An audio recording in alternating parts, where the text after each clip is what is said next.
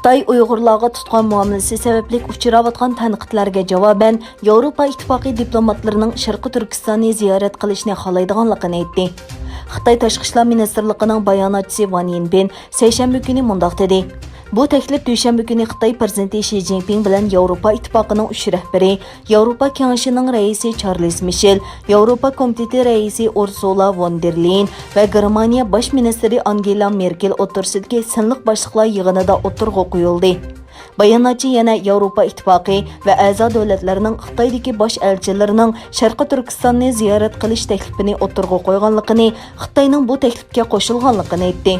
2018 yılının oxirida G'arb davlatlarini asos qilgan 15 davlatning diplomatiya amaldorlarining Şərqi Turkistonni ziyorat qilish va Chinchongu bilan ko'rishish taklifi rad qilingan bo'lib, Xitoy Tashqi ishlar ministrligining bayonotchisi Hua Chunyang buni Xitoyning ichki ishlariga yomon g'araz bilan aralashish deb aytlagan.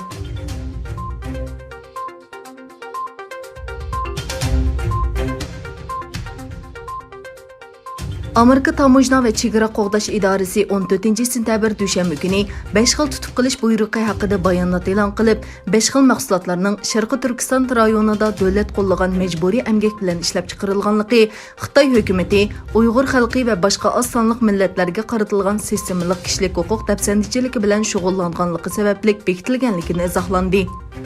Amerikanın barlıq portlaridagi tamojna xodimlari 5 xil tutub qilish buyruqi bo'yicha Xitoy kasbiy mahorat tarbiyalash markazi deb atalgan lagerlardagi zavodlarda, turma korxonalarida va yoki boshqa ishlab chiqarish o'rinlarida Uyg'urlarni qul ishchi o'rnida majburiy ishiltish badliga kelganligi isbotlangan yuqori tovarlarni tutub qiladi ekan.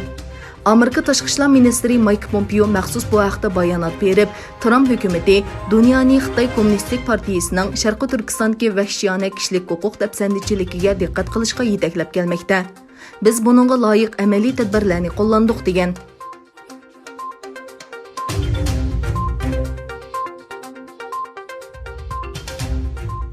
Жигirmishki xalqarалық AMMىۋى تەشكىلات Birleşken Devletler Teşkilatı'ga Xitayning Şərqi Turkistondagi insoniyatga qarshi jinoyatlari haqida ochiq xat avatdi.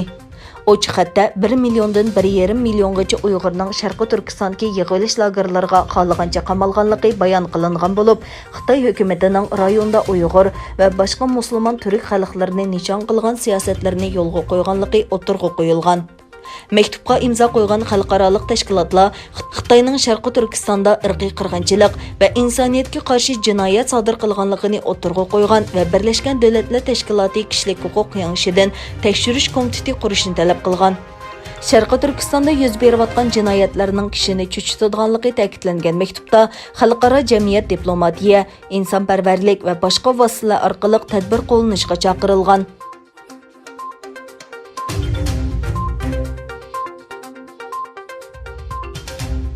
Amerika Tashqi ishlar ministrligi xohlagancha tutib turish va yerli qonunlarni xohlagancha ijro qilish qatorliq sabablar bilan Xitoy va ВәХоңкоңغасаyahatga bormoqchi bo'lgan fuqarolarga yangi sayohat ogohlandurushi chiqardi.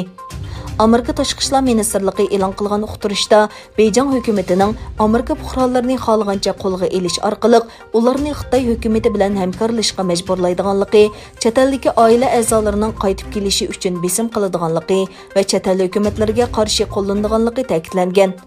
Xitoy va Hongkongda yashaydigan yoki sayohat qilayotgan Amerika fuqarolarining xohlagancha qo'lga olinishi mumkinligi tilga ilingan bayonotda Amerika fuqarolari konsulxona xizmatlari haqida yoki ularga ortilgan ayblashlar haqida uchurga erishish maqsadida tutib turilishi, qonuniy tartib bo'lmasdan uzun mezgil tutib qilinishi mumkin deyilgan.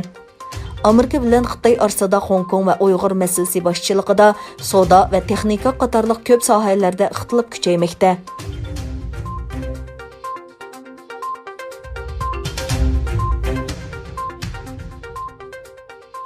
Yaponiyada hokimiyat yurgizayotgan Erkin Demokratlar partiyasining rahbari Suga Yoshihide parlamentda o'tkazilgan favqulodda yig'inda davlatning bosh ministri bo'lib saylandi.